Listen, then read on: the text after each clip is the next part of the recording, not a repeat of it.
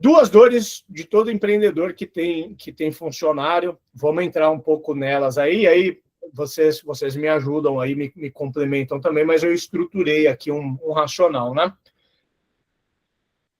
Então, eu trouxe uma leitura, né? Primeiro, assim, é um erro crônico que nós, pequenas empresas, vamos cometer.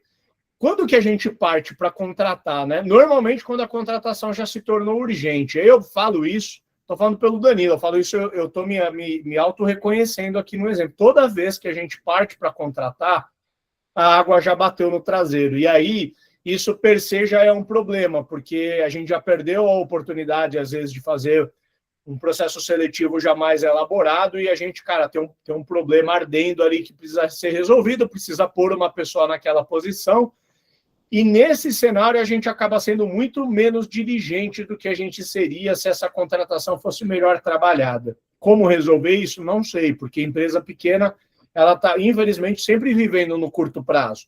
A gente não pode se dar o luxo de ter um RH que está triando talentos e montando um banco de talento, ou faz um programa de trainee, né, para um dia os melhores virem treinar. Na verdade, a gente está ali rodando com um quadro de 10 pessoas, 20 pessoas, sai uma, precisa repor o quanto antes, porque não tem quem fazer aquele trabalho. Isso, per se, já dá um pouco do contexto. O segundo é que, na maioria dos casos, a gente contrata dentro da rede de relacionamento. Isso é bom e ruim. É bom porque as pessoas elas já vêm muitas vezes com uma confiança emprestada, né? Foi alguém que indicou e tal. Esse é o canal primário de toda a PME, e acho que é assim que tem que ser mesmo. A gente acaba não sendo uma marca empregadora que tem um destaque ali, no LinkedIn, a galera tá se degladiando para querer trabalhar com a gente, né? Comparar com um Nubank, um iFood, ou uma empresa do mercado financeiro, ou até mesmo no mercado do Danilo. Vamos pegar talvez os maiores escritórios, os que são premiados, ou até mesmo aqueles que têm fama de ser os melhores pagadores. Talvez boa parte dos talentos já se direciona para esses caras, pela força da marca empregadora, né? A PME está se degladiando ali para tentar pegar o talento que esses maiores não capturam, né? E aí o problema que eu acho que dá para resolver aqui é que muitas vezes a avaliação ela é subjetiva, principalmente quando o empreendedor que toca o processo seletivo. Porque a gente faz muita coisa no gut mesmo, e essa aqui é a verdade. Não é de tudo ruim, mas às vezes nosso gut está errado também. O que eu não recomendaria, isso estava no enredo do que o Danilo trouxe, né? Que já tentou abrir vaga no LinkedIn, recebeu mais de 1.000 aplicações ali, mas só lixo. Cara, padrão, na Humper, toda vez que a gente vai, a própria Verônica aí, só esse ano já deve ter consumido quase metade do tempo útil dela triando currículo aí para recrutar na área de marketing, que é a área dela, e raramente a gente tira alguma coisa dali. Bizarro, né, cara? Mas sei, a galera que aplica, qualidade muito baixa, o compromisso muito baixo. Às vezes a galera que aplica tem alguma qualificação, você marca entrevista, o cara não aparece. Show de horror, né? Um caminho realmente... Esse problema de mercado de recrutamento, ninguém resolveu ele direito. Pode ser Gup, pode ser Cato, vagas.com, LinkedIn, o que for, é um caminho tortuoso. A gente recebe muita aplicação porque tem muita gente desempregada. Eu espero não soar pejorativo aqui, mas eu acho que a gente está entre empreendedores aqui. Eu sempre falei para a minha galera, a gente tem que tomar cuidado com o cara que está desempregado, pelo amor de Deus, não é preconceito, né? Mas a gente tem que tomar cuidado com o cara que está desempregado, porque os bons talentos, eles estão empregados. Se o cara está, às vezes, por uma fatalidade, o cara foi parar ali, né? Putz, vamos né, ponderar, mas muitas vezes a galera que está batendo na porta aqui, você vai olhar o LinkedIn do cara, ele passou por 4 lugares nos últimos 2 anos, ficou entre 3 e 6 meses. Será que esse é o cara que a gente quer trazer para trabalhar aqui? Esse é um pouco da característica dessa galera que fica se aplicando em vagas, né? É um pouco da leitura que eu tenho. E aí eu trouxe um playbookzinho, cara, que eu recomendaria para o Danilo ou para qualquer outro empreendedor, que aí são coisas que a gente aplica aqui na Humper e que elas estão bem validadas e que elas passaram a fazer diferença quando a gente passou a aplicar. A primeira coisa é sobre fonte de talento. O melhor lugar é pedir recomendação. Sempre que eu vou para uma vaga sênior, o primeiro lugar que eu procuro eu aciono a minha rede de contatos. Eu aciono outros empreendedores, eu tenho os grupos de empreendedores, eu tenho os meus conselheiros, eu já tenho ali uns 10, 20 nomes que eu bato na porta quando eu quero recrutar. Porque eu sei que quando vem uma indicação de um cara desses, normalmente vem coisa boa. Às vezes eu peço indicação dentro do próprio time. Por exemplo, desenvolvedores de software bons andam com outros desenvolvedores bons. Então, normalmente o cara tem um amigo para recomendar. Esse é o melhor lugar. Quando não, galera, em se tratando de vaga sênior ou vaga de liderança, Headhunter tende a funcionar não tão bem quanto recomendação e network, mas muito melhor do que site de banco de currículo. Fato. Então, já que o enredo ali falava de pessoas sêniores, bateu na rede e não veio, vai para Headhunter. E aí, de Headhunter que a gente está falando, porque serviço de Headhunter tem aos montes, tem um monte de porcaria por aí, mas tem alguns bons. E tem Headhunter que se especializa em algumas áreas. Tem Headhunter só para a área de vendas, tem Headhunter só para a área de desenvolvimento de software. Provavelmente tem Headhunters especialistas no universo jurídico aí, e essa galera mantém relacionamento com executivos e tem os meios deles de chegar. Normalmente o pipeline que vem de Headhunter é um pipeline um bocado mais qualificado do que banco de talento, sem dúvida. Tem um custo, normalmente esses caras cobram 1 ou 2 salários aí da pessoa que está sendo contratada, mas é um pouco do custo de resolver esse problema. Por isso que se der para resolver no network um tanto melhor. Falando sobre processo seletivo, independente da origem que veio, se veio de indicação ou se veio de Headhunter, qual que é um dos problemas que nós empreendedores temos? Quando vem de indicação, soma-se ao fato da urgência de preencher logo a vaga, a gente passa por cima de um monte de etapas. A gente faz uma conversa, às vezes na pressa, de meia hora, dá uma ligada para o cara, cara, a vaga é assim, pô, você foi muito bem recomendado, você está disponível, não está? Bora começar e pau na máquina, e aí depois quando você vê, você adquiriu um talento ruim ou alguém que não está alinhado. Eu recomendo, cara, tomar cuidado com isso, né?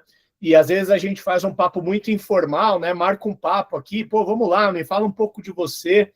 E a gente não faz uma coisa estruturada como deveria fazer. E às vezes até o nosso gut tá dando vários alertas, né? Falando, puta, eu não sei se esse é o cara, não sei se esse é o cara, mas na urgência de contratar, a gente mete bronca mesmo assim e depois vê que não era o cara de fato, e aí a gente tem um problema, porque esse cara já tá na equipe, né?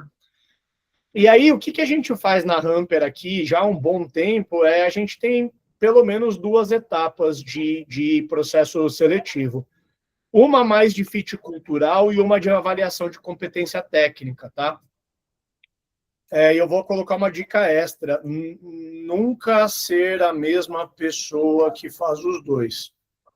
Aí aqui já resolve uma boa questão. Então, por exemplo, se a Verônica vai contratar alguém para a equipe dela, ela não vai contratar sozinha. Por quê? Ela, às vezes, precisa pôr logo alguém no time dela, porque ela tem meta para bater, ela precisa de braço, ela vai passar por cima de flags e isso vai virar um problema depois. Então, qual que é o combinado aqui na Hamper? A Verônica, que vai ser a líder da pessoa, vai fazer um papo de avaliação de competência técnica. E depois ela vai passar para mim, ou ela vai passar para o Kesel, ou ela vai passar para o Vini, para outro líder fazer uma avaliação de fit cultural. Porque se ela estiver passando por cima de coisas comportamentais que a gente sabe que vai ser problema na empresa, porque ela precisa logo fechar a vaga, eu vou acabar detectando isso e depois eu vou confrontar com ela, eu vou falar, Vê, cara, aquela pessoa que você gostou, ela parece ser bem versada nas coisas técnicas, mas, cara, puta, conversando com o cara, ele deu todos os sinais de que parece com fulano que já trabalhou aqui, aquele mesmo... Aí até ela vai falar, puta, é verdade, eu também tinha pego isso. Então, assim, confrontar, você pode criar formas estruturadas de dar nota, entendeu?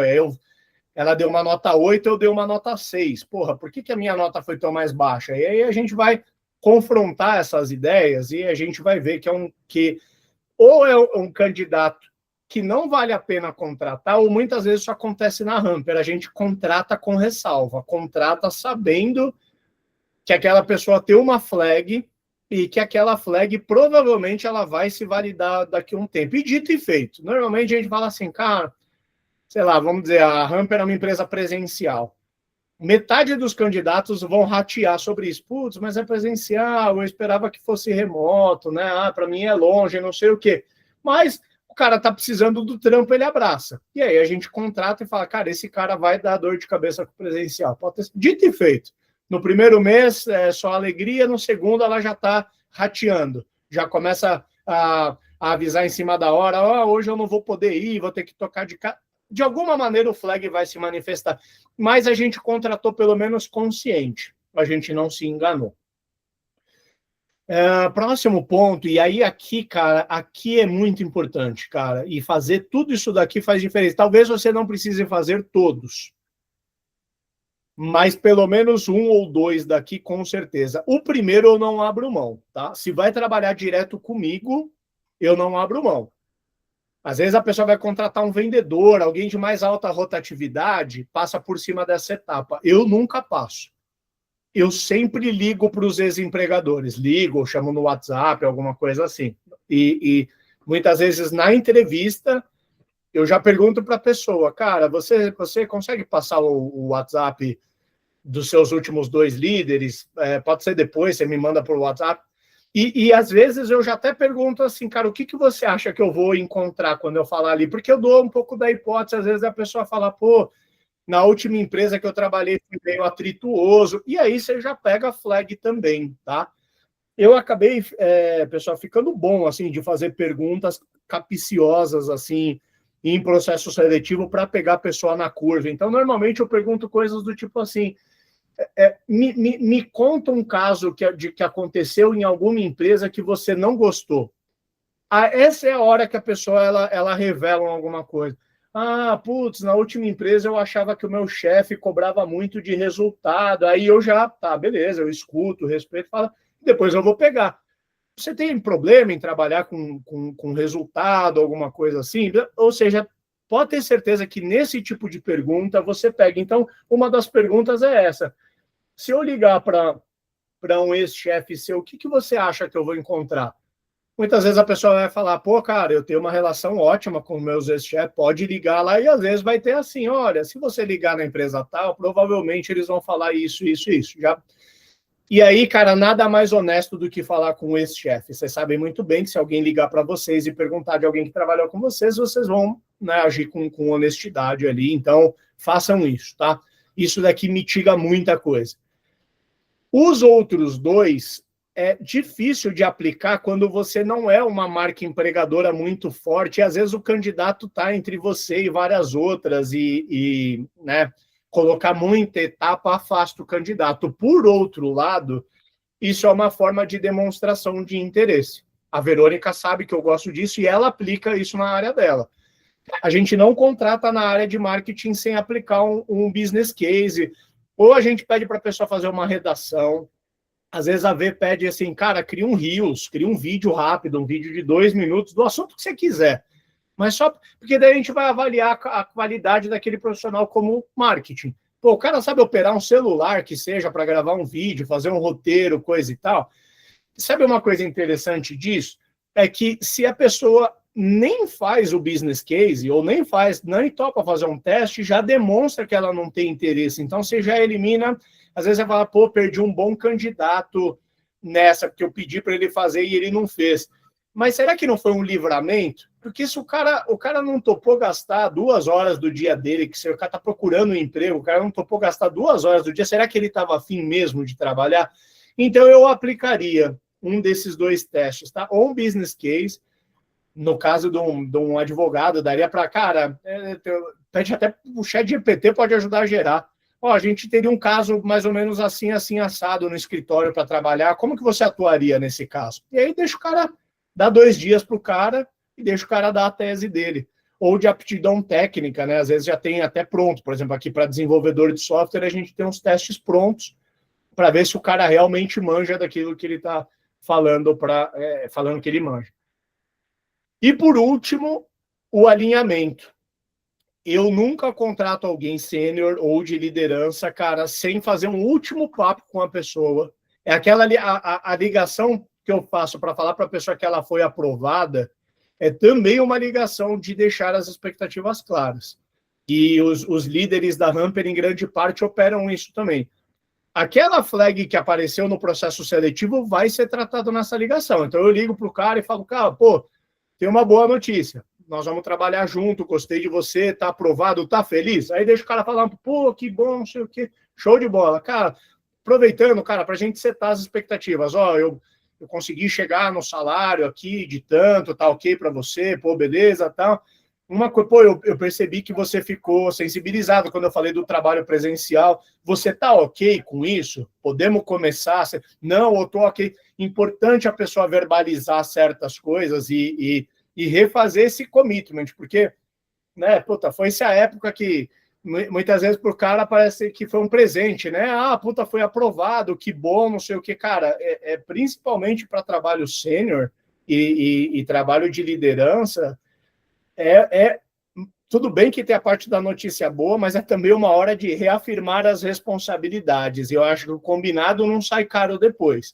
Tudo que é reafirmado, depois que a pessoa começou, a gente pode recobrar. E se o cara começa a não aparecer no presencial e começa a dar problema, fala, pô, amigo, mas eu não entendi. Porque no processo seletivo eu deixei claro, e antes de a gente começar eu deixei claro, pô, no e-mail que eu formalizei a sua contratação eu deixei claro. Então, em que ponto que não ficou claro? O que você está agora questionando esse ponto, né? E a gente tem pelo menos esse ponto para resguardar a gente.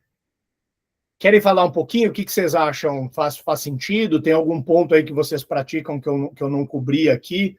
Ou, Dan, o quão distante hoje você acha que o seu processo seletivo está disso? Eu acho que eu consigo passar por várias dessas fases. Eu acho que, ouvindo você, eu acho que eu tenho um gap aqui na parte de aptidão técnica e business case, mas aqui é porque eu passo isso de forma síncrona, e aí o cara usa IA para fazer.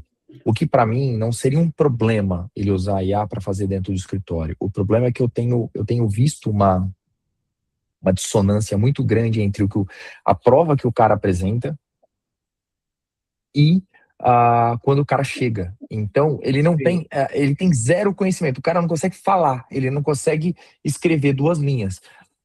Porque ele fez 100% com IA e assim, sem ter critério. Então, talvez o que eu tenha que fazer aqui é acrescentar, ouvindo você, tenho que acrescentar essa aptidão técnica e business case, eventualmente também algo presencial, tete a tete. Ó, tem isso ou aqui. que seja numa call como essa, mas ao invés de você mandar o case para o cara fazer sozinho, você trabalha num papo aqui. Quase que, como eu sei que puta, é chato para empreendedor fazer, mas se é um gargalo, é quase igual o teste de inglês. Se você mandar o teste de inglês para o cara, ele vai fazer com uma IA, ele, inglês fluente. Aí você vai conversar com o cara, você faz a primeira pergunta, o cara já não sai nada, você fala, esse cara não fala inglês. Sim. É porque agora eu tô numa etapa, vocês abriram uma caixa de Pandora aqui comigo, né? Porque eu passei a fazer processos, rotinas, playbooks, SLA, então eu tinha zero turnover. Vocês acabaram com o meu time por conta disso. Porque, de fato, eu percebi o tanto de gordura que tinha, então tinha muito conforto. Quando eu começo a ver uma quebra de SLA, um atrás do outro, eu percebo que o nível de qualidade era baixo, e também o nível de subordinação é baixo, porque aí você começa a contestar, você manda lá, ó, quebrou o SLA aqui, precisa fazer. Pô, mas eu não tô tendo liberdade para trabalhar. Então fica uma coisa que eu consigo achar as flags muito fáceis hoje para mandar as pessoas embora ou para tentar ajuste, e elas também estão vendo que nesse formato elas vão ter que se ajustar ou elas têm que sair. Então é basicamente isso que está acontecendo. E além disso, com esses processos e essas rotinas, eu consegui descobrir que 50%, olha, 50% do escritório era gordura. Ou seja, a gente tinha uma visibilidade de X casos, 50% deles não existia, simplesmente. Eram casos fechados, eram casos duplicados, e a rotina me trouxe isso, eu consegui fazer. Então a pessoa virava e falava, Danilo, cara, eu tenho 400 casos na minha base, é muito caso. Aí eu vou ver, o cara tem 150. Né? Mas eu só descobri isso com o processo. Então agora eu não preciso, só a pitada o que eu preciso agora é de 1 ou 2 caras só. Eu resolvo o meu problema. É diferente de uma contratação como vocês, que trabalham com volume e tal. eu tendo um, dois caras ali que eu acerte, até um salário às vezes acima da média, eu consigo engatilhar, porque eu de fato agora tá bem redondo o processo. Cara, assim, a má notícia é que quando a gente acende a luz do quarto, a gente vê que o quarto tava uma bagunça, né? É o que a galera faz, às vezes a ignorância é uma benção, mas eu acho essa afirmação, tanto quanto perigosa, acho que vocês vão concordar comigo. Tem que escolher, às vezes a gente é alguém que está alheio à questão, mas está feliz, até o momento que vem um BO federal, alguém tem que resolver putz, né? Enquanto tudo está bem, tudo está bem. Toda empresa que está vendendo muito, crescendo o faturamento, todos os problemas ficam mascarados. O problema é que dificilmente uma jornada de 10 anos fica tudo bem a todo momento. E aí, uma hora que você precisa entender o que você tem ali dentro, que você vai aproximar um pouco mais, você vê que você tem um monte de problema e aí resolver aquilo vai ficar muito caro. Então, eu prefiro sempre operar com a luz do quarto acesa, cara. E aí fala, puta, tem uma bagunça, que merda, vamos saldar esse débito. Mas daí eu começo a falar, pô, tem uma cômoda ali, uma cama ali, eu já não vou mais tropeçar no kit, agora eu tô sob controle, né? Sempre melhor estar informado. Sim, e aí só para fechar, uma questão de ROI, né? Eu descobri isso graças a vocês, né? Aqui, processos e rotinas, e isso fez com que eu descobrisse 50% de gordura. Então, eu posso. Isso de fato se traduzir em 50% do time, tá? Então, a minha folha caiu por 50%. Pô, coisa Simplesmente. linda. É. Com base no que a gente tem falado. Então, ou seja, o que eu fiz de investimento aqui com vocês, eu já tive retorno no primeiro mês de demissão. Assim, fácil. Boa. Não era o Outcome, vamos dizer assim, né? O Outcome primário, né? Mas sim, cara, eu acho que o lance é isso, cara. A gente conseguir encontrar mato alto na operação, seja no top line, cara, se a gente consegue fazer alguma coisa que cresce receita, porque abrir um canal novo, alguma coisa, ou, cara, que seja no bottom line da empresa e isso gerar mais resultado, tá dentro do que é a expectativa aí. Eu acho que esse é um caminho, galera, que a gente está vivendo. Todas as empresas estão revendo o seu headcount. E se não estão, deveriam estar, porque a forma como operar, ela está mudando. Enquanto a gente não tem 100% das respostas, não tem por que a gente operar inchado. A gente está tendo um custo, toda a área que você faz um deep dive tem ineficiência. Na Hamper é assustador, não tem problema nenhum em revelar. A gente, com a mesma receita, a gente foi de 100 pessoas para 30 pessoas. A empresa nunca foi tão boa de operar quanto ela está sendo agora. E como que tinha...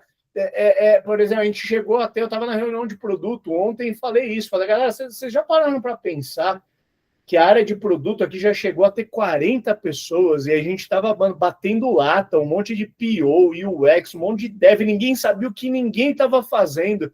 Era reunião atrás de reunião. Hoje tem meia dúzia de dev. A gente nunca entregou tanto. Loucura. Então, cara, para o empreendedor é tranquilidade, cara. 40 pessoas numa folha de pagamento de tecnologia era para estar perdendo o sono, e deveria mesmo, porque lidei com o custo rescisório dessa gente toda né, vocês podem imaginar que não foi fácil.